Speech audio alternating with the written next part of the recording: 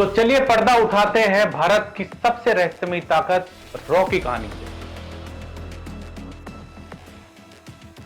पाकिस्तान के अंदर कुछ ऐसा पकड़ा था जो पूरे साउथ एशिया का बैलेंस बिगाड़ सकता। एक गलत बयान और एक पॉलिटिकल गलती ने रॉ का पूरा सिस्टम हिला दिया।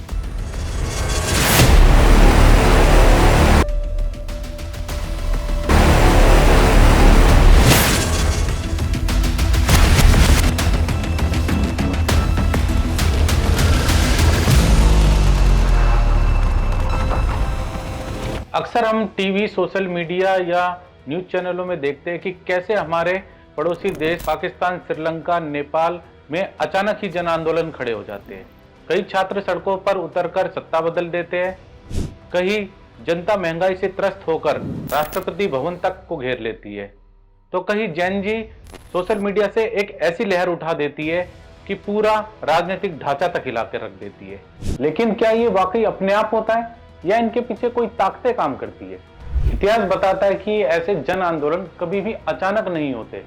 इनके पीछे हमेशा किसी न किसी देश की खुफिया एजेंसी अपना खेल खेल रही होती है। इंडिया की रॉ के अलावा पूरी दुनिया में यूएस की CIA, यूके की MI6, इजराइल की मोसाद, पाकिस्तान की ISI और चाइना की MSS, ये सभी दुनिया की सबसे खतरनाक सीक्रेट एजेंसी मानी जाती है।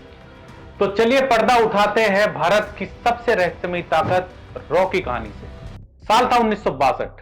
भारत को चीन के हाथों करारी हार झेलनी पड़ी। देश हिल गया था क्योंकि हमें दुश्मनों की चालों का अंदाजा तक नहीं था। हमारी खुफिया एजेंसीज बिखरी हुई थी और जानकारी अधूरी। 3 साल बाद 1965 में पाकिस्तान से जंग हुई। फिर वही गलती।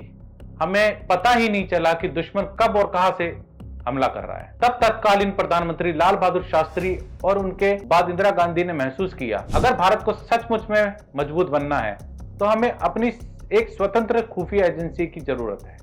तभी एक नाम सामने आया, RN काव, रामेश्वर नाथ काव। एक ऐसा अफसर जो शांति से काम करता था, पर उनकी सोच सर्जिकल थी, जो सीमाओं से आगे सोचता। काव साहब की लीडरशिप में RNAW कुछ ही सालों में ऐसी कामयाबी हासिल की कि दुनिया हैरान रह गई। 1971 के बांग्लादेश मुक्ति युद्ध में रॉ की भूमिका निर्णायक रही। पाकिस्तान के अंदर से मिली जानकारी ने भारत को हर कदम पर बढ़त दिलाई।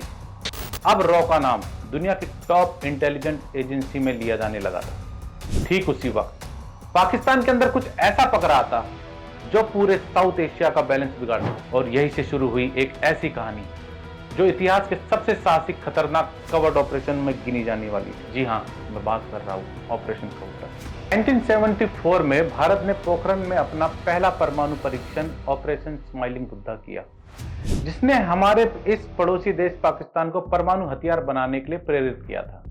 पाकिस्तान के तब के प्रधानमंत्री जुल्फिकार अली भुट्टो ने कहा था कि हम परमाणु बम बनाएंगे, भले ही हमें घास खाकर गुजारा करना पड़े।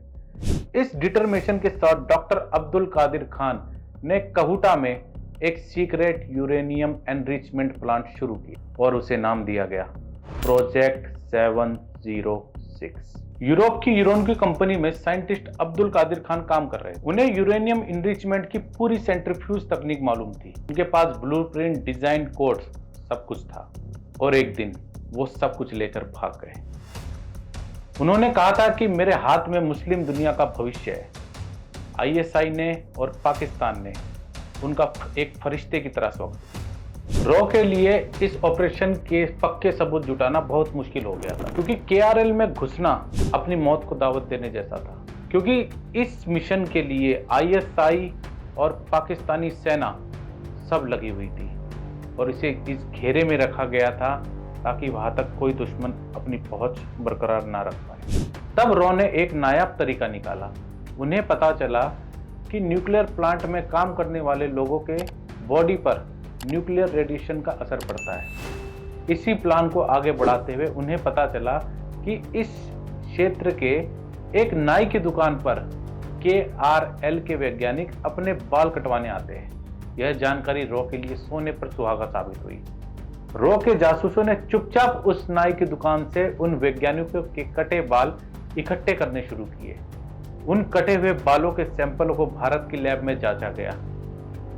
जहां यह साबित होने में ज्यादा वक्त नहीं लगा कि कहुटा में यूरेनियम एनरिचमेंट हो रहा है। यह है पाकिस्तान के न्यूक्लियर प्रोग्राम का सबसे बड़ा प्रूफ। रॉ का मिशन सफल होने के बेहद करीब, लेकिन कहानी में अभी ट्विस्ट आना बाकी था। यहां से मिशन डगमगाता है, भारत में सत्ता बदलती है और नए पीएम बनते हैं मोरारजी देसाई। एक फोन कॉल, एक गलत बयान और एक पॉलिटिकल गलती ने रॉ का पूरा सिस्टम हिला दिया। कहा जाता है कि पीएम देसाई ने पाकिस्तान के राष्ट्रपति जनरल जियाउल हक को बताया, हमें पता है पाकिस्तान कहुटा में क्या कर रहा है। जब पीएम देसाई ने ये सारी गुप्त जानकारियां जियाउल हक को दे दी थी तो पाकिस्तान ने तुरंत कार्रवाई की और आईएसआई ने अपना खूंखार रूप दिखाते हुए रॉ के जासूसों को ढूंढ ढूंढ कर बेरहमी से मारना शुरू कर दिया। अब ये मौत का खेल इतना भयंकर हो चुका था कि कहा जाता है कि हमारे जासूसों को इतनी कठोर यातनाएं दी गई कि वे कई बार बेहोश तक हो जाते थे। उन्हें कई कई दिनों तक भूखा प्यासा रखा जाता था। उन्हें कई कई दिनों तक एक बंद अंधेरे कमरों में रखा जाता था ताकि वो मानसिक रूप से इतने कमजोर हो जाए कि अपनी मौत की भीख तक मांगने लगे। इसमें रॉ का पाकिस्तान में जासूसी नेटवर्क पूरी तरह से ध्वस्त हो गया था। नतीजा यह हुआ कि भारत की खुफिया जानकारी नेटवर्क एक दशक पीछे चली गई, तो एक बहुत बड़ी बात है।